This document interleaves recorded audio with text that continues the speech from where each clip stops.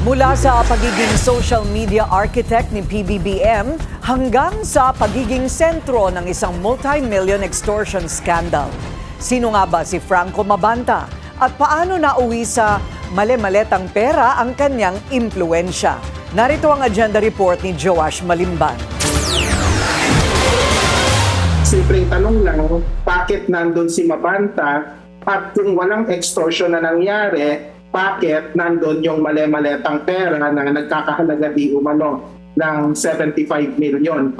Ito ang hamon ni UP Journalism Professor Danilo Araw sa pamunuan ng Peanut Gallery Media Network o PGMN matapos ang naging pag-aresto sa CEO and founder nito na si Franco Mabanta at 4 pang iba. Base kasi sa ulat ng NBI, bandang 5:30 PM noong Martes, nakipagpulong pa sa Manila Peninsula Hotel sa Makati si Mabanta sa mga undercover agent na nagpakilala bilang representatives ni former House Speaker Martin Romualdez. Dito raw inutusan ni Mabanta ang mga ahente na i-deliver na lang sa Valle Verde Club sa Pasig City ang pera. Isang Jardine Cristiano Serrano at Franco Jose Gallardo ang tumanggap ng mga maleta. Dito na sila sinundan ng NBI papunta sa isang function room sa loob ng Valle Verde Club, kung saan natagpuan si Mabanta, ang isa pang PGMN founder na si John Alexander Gomez at isa pang businessman na si Erickson Pacaba. Bagaman hindi parte ng board members ng PGMN, spotted si Pacaba sa 2026 kick-off party ng media platform base sa Facebook post nito. Isang kilalang social media operator si Mabanta bago pa niya itayo ang PGMN.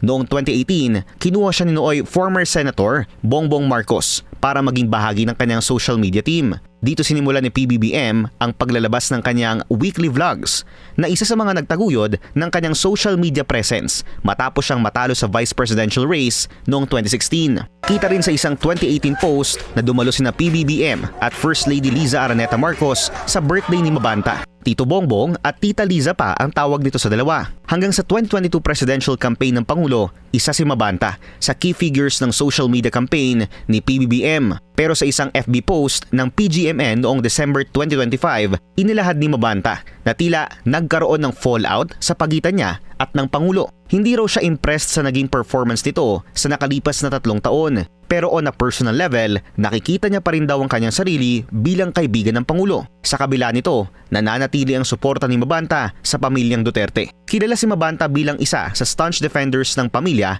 mula pa noong panahon ni former President Rodrigo Duterte. Naging parte rin siya ng grupo ng mga pinakaprominenteng Duterte-aligned vloggers kasama sina Thinking Pinoy, Mocha Uson at Darwin Cañete bago ang Uniteam breakup. Itinayo niya ang Peanut Gallery Media Incorporated noong 2024 at nag-ooperate sa pangalang Peanut Gallery Media Network. Ayon sa mga dokumento nito sa Securities and Exchange Commission, siya ang tumatayong chairman at presidente ng kumpanya, habang hawak ang 75.50% shares dito. Sa latest General Information Sheet ng kumpanya, 3.50% naman ang hawak ng isa pang inaresto na si Gomez. Nakilala ang PGMN sa commentaries at heavily opinionated and analytical content nito na ipinapakilala nila bilang bagong muka ng pamamahayag at sa kanilang spills na itinayo raw nila ang kumpanya ng walang backers, heavy funding at male-maletang pera. Kabilang sa mga kilalang anchor nito ang ilang prominenteng Duterte-aligned personalities tulad ni na Attorney Rowena Guanzon at former PACC Chairman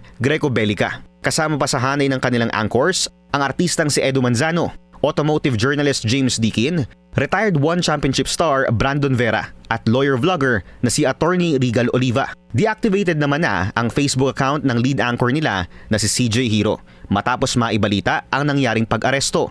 Ayon kasi sa complaint affidavit ng kampo ni Romualdez, kabilang si Hiro sa mga respondent. Siya raw ang host sa 2-part video expose na magdidiin sa mambabatas, dahilan kung bakit ito umano tinangkang kikilan ng 300 milyong piso. Nagpadala pa raw ang kampo ni Mabanta ng isang 3-minute teaser para patunayan ang video na ito. Para kay former Quezon City Congressman Marvin Rillo, tila vindication ang nangyari.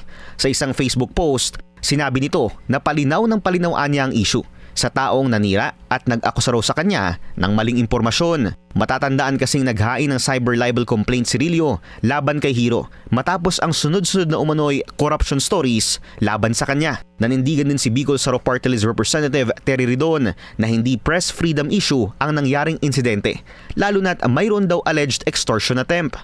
Matatandaan na si Ridon ang naghain ng resolusyon sa Kamara para tingnan ng alleged disinformation activities ng kumpanya. Alam mo tayong debate na dapat government should ensure that rising electricity costs are contained. No? Pero mahirap po to unleash content kasi na hindi ko nakabate sa katotohanan. And ang problema ko kasi PGMN platform ay particular content creator na nagpakita po ng magkaibang Meralco bills supposedly to rage bait viewers. No? Isa sa mga central message ng PGMN ang pagsusulong ng anilay free speech ng kanilang mga anchor. Sa kabila ng pagpapakilala bilang journalists, hayag na nagpakita ng suporta ang PGMN owners sa mga kandidato na kanilang sinuportahan noong 2025. Sa isang Facebook post, ipinakita rito na malaki ang naging suporta ng PGMN kay Manila Mayor Isko Moreno. Ilocos Sur Congresswoman Richelle Singson, ang kalaban ni Rillo na si Congressman Bong Suntay at Senator Rodante Marcoleta. Wala pang pahayag ang mga nasabing politiko sa kasalukuyan. Para sa agenda, Joash Malimban, Billionaire News Channel. Manatiling nakatutok sa Billionario News Channel. Sumubaybay sa aming social media accounts at mag-subscribe sa aming YouTube channel para sa mga bago at eksklusibong balita.